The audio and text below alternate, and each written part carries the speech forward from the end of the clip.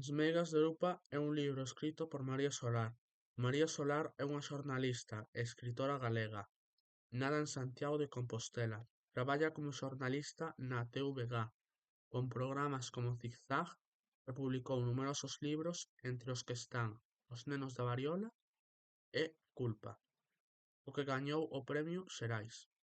As meigas de lupa conta dúas historias conectadas que se desenvolven no Pico Sacro. Nun dos relatos, a avoa Berta, xunto cos seus netos, procuran unha chave que serve para abrir o castelo de Lupa. Na outra historia está a raíña Lupa xunto a Ébura, que é a súa conselleira e mellor amiga. Un día chegan os discípulos do apóstolo Santiago para soterrar o corpo do seu mestre. Ademais, están as meigas que seguen as ordes da raíña que lle piden o castelo para gardar o seu coñecemento. Como se conectan as dúas historias?